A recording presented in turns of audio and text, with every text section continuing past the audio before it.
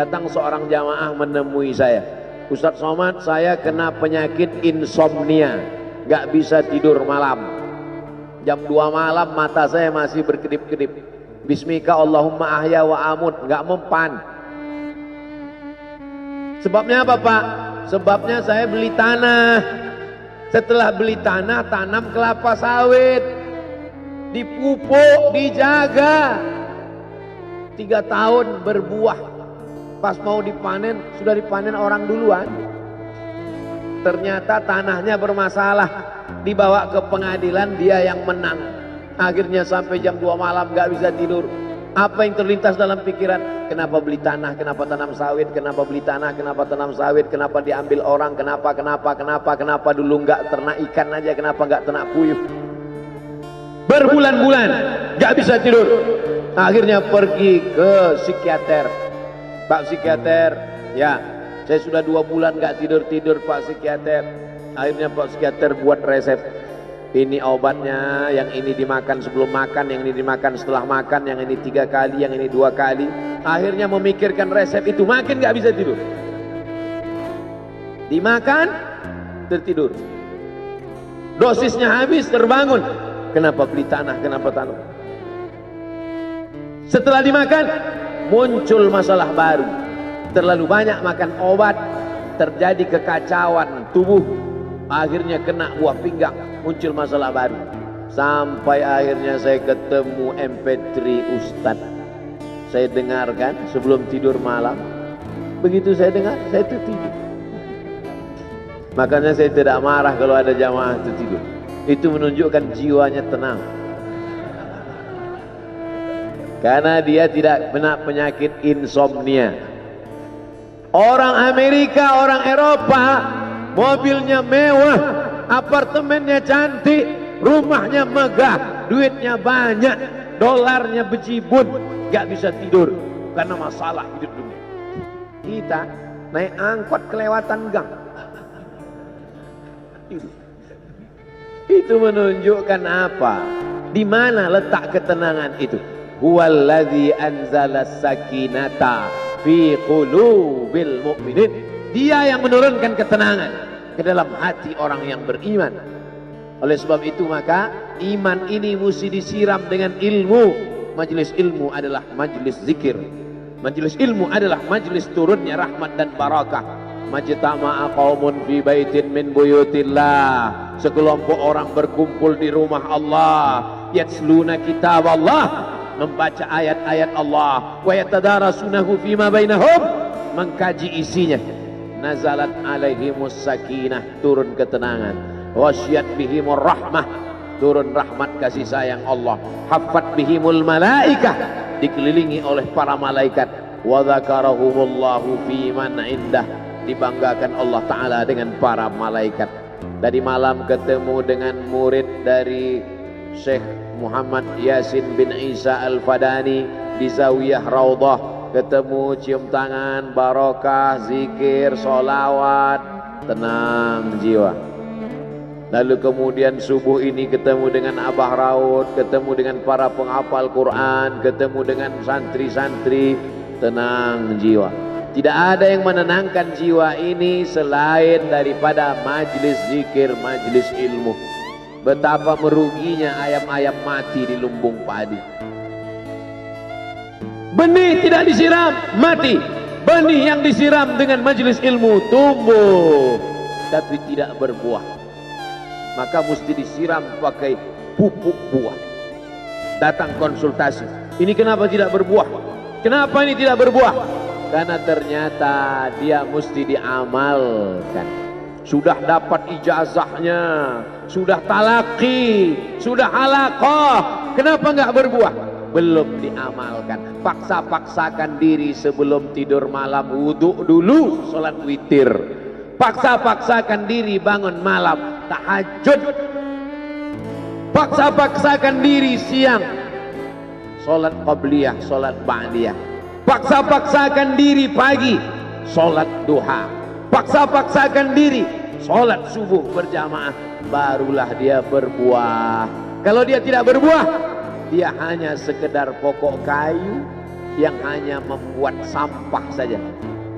Tapi paling tidak tempat orang bernaung di bawah ketika panas, tapi manfaatnya tidak sesuai karena yang ditunggu itu buahnya. Masa pohon kayu rindang besar tidak berbuah, sementara semangka yang kecil buahnya besar? Oleh sebab itu maka mesti berbuah. Benih disiram, berbatang, berputih, berbuah. Buahnya ranum, cantik dan indah. Begitu dibelah tak bisa dimakan. Kenapa? Ulat semua isinya. Oleh sebab itu mesti dijaga. Benihnya disiram. Apa yang bisa menjaga ini? Diprotek dia. Kenapa apel tidak dimakan ulat? Bukan karena ulat tidak sanggup beli apel, tapi karena disemprot pestisida. Ulat tahu ini ada pestisidanya, maka dia tidak makan. Kita nggak tahu, dimakan. Ikan asin tidak dikerubungi lalat. Tidak ada satupun lalat yang hinggap di ikan asin. Kenapa? Karena lalat tahu ikan asinnya pakai formalin. Manusia nggak tahu. Pintar mana manusia dari lalat? Jangan jawab. Akhirnya orang makan, menumpuklah pestisida dan formalin dalam darah. Apa namanya? CANCER, cancer. Karena dia tidak larut dalam tubuh. Yang lain-lain larut. Makanan-makanan larut menjadi energi, menjadi sampah, dibuang menjadi kotoran. Sama seperti daun, kalau jatuh ke tanah larut menjadi pupuk, tapi plastik tidak larut, maka plastik sampah bertebaran. Oleh sebab itu maka ini mesti dijaga. Apa yang bisa menjaga buah apel supaya tidak berulat? Jagalah dia dengan ikhlas. Kamu kenapa nggak ke masjid? Saya kalau ke masjid riak, maka saya nggak ke masjid biar ikhlas. Tarkul amal li ajlin nas riak.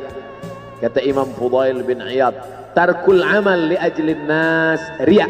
Tidak jadi beramal karena takut dipuji orang, riya. Wal amal li ajlihim syirik. Beramal karena ingin dipuji orang, syirik. Kenapa kamu nggak pakai sorban? Takut dipuji orang, riya. Pakai saja sorban anak, jangan takut dipuji orang. Pakai sorban, yakinkan dirimu. Baik.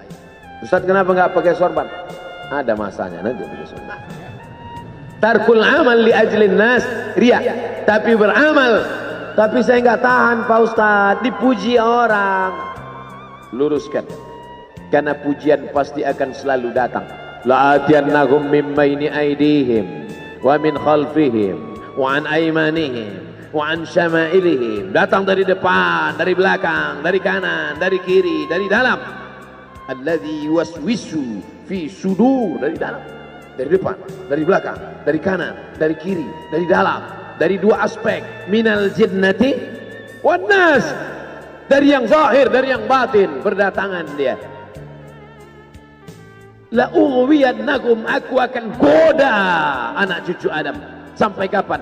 Madamat arwahuhum fi ajsadihim, selama roh masih bersemayam dalam jasad, selama masih hidup, dia terus menggoda. Kapan kita berhenti dari godaan ini? Nanti setelah terbaring, terbujur kaku, bahkan sampai mau sakaratul maut pun dia tetap menggoda. Itulah makanya orang berzikir tidak bisa digoda waktu sakaratul maut. Kenapa? Karena la ilaha illallah akan terngiang di telinganya. Subhanallah walhamdulillah wa la ilaha illallah wallahu akbar. Subhanallah walhamdulillah wa la ilaha illallah wallahu akbar. Kalau itu diucapkan sekali, 10 kali, 100 kali, 1000 kali, terngiang dia di telinga kita. Bahkan ketika kita mau tidur malam pun terngiang dia. Bahkan ketika kita mengigau di tengah malam pun itu yang terngiang. Maka saat mau sakaratul maut pun itu juga yang akan datang. Apa yang kau ucapkan, apa yang kau dengar, apa yang kau pikirkan, apa yang kau renungkan, itu yang akan datang waktu sakaratul maut. Seorang bapak sudah diponis dokter, panggil istrinya, panggil anaknya,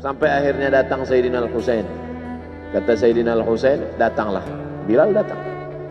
Datang Bilal dari Damaskus ke kota Madinah dan dia azan. Azannya tidak selesai. Kenapa tidak selesai? Karena dia merasakan kalau dia azan bahwa nanti yang jadi imam Rasulullah. Dan ternyata perasaan itu sama bagi orang Madinah. Orang Madinah mendengar suara itu dulu lama sekali, dulu 3-5 tahun yang lalu. Dan kalau sudah suara itu terdengar, pasti nanti imamnya adalah Rasulullah. Ramai mereka datang. Ramai mereka datang. Luar biasa ini azan, kata mereka. Karena kalau sudah azan ini yang pasti nanti imamnya.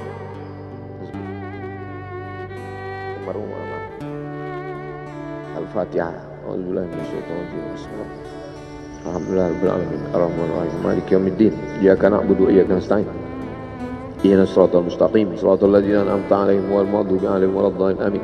Allahumma ighfir lahu warhamhu wa'afihi wa'fu anhu wa akrim nuzulahu wa wasi' madkhalahu waghsilhu bil ma'i wal thalji wal barad wa naqqihi minal khataaya kama yunqqa ath-thawbul abyadu minad danas wa abdilhu daran khairan min darihi wa ahlan khairan min ahlihi wa qihi min fitnatil qabri wa 'adzabil nar.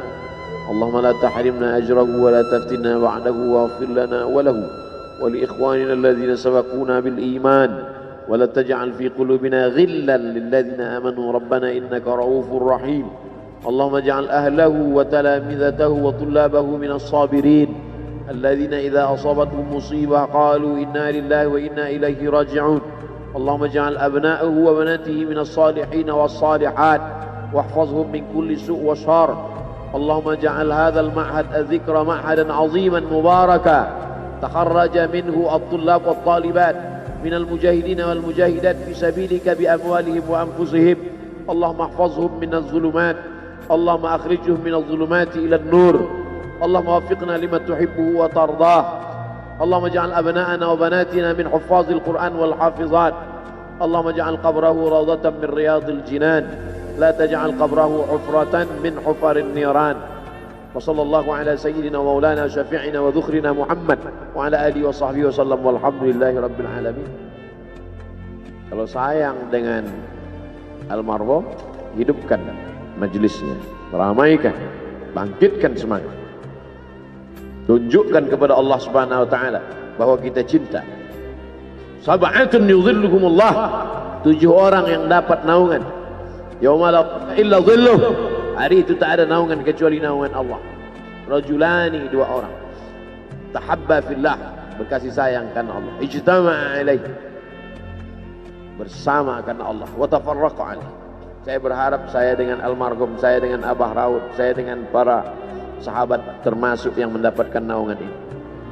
Saya dengan almarhum tak ada hubungan kepentingan, kami tak ada hubungan politik, kami tak ada hubungan ekonomi. Kami murni karena la ilaha illallah Muhammadur Rasulullah. Alaiha nahya, dengan itu kami hidup. Wa alaiha namutu, dengan itu kami mati. Wa biha nub'atsu insyaallah, dengan itu juga nanti kita akan dibangkitkan. Sayang dengan Nabi, hidupkan masjid-masjid. Sayang dengan ulama, hidupkan majelis-majelisnya. Jaga peninggalan-peninggalannya. Lanjutkan perjuangannya. Itu bukti sayang. Sayang bukan di tepi bibir, sayang bukan basa-basi. Oleh sebab itu kita akan dituntut di hadapan Allah tentang nikmat besar ini. Mudah-mudahan kita lulus ujian dunia, ujian akhirat. Amin ya rabbal alamin. Terima kasih segala perhatian. Mohon maaf segala kesilapan dan kekhilafan. Jangan lupa salat sunat isyraq 2 rakaat. Terima kasih. Wassalamualaikum warahmatullahi wabarakatuh.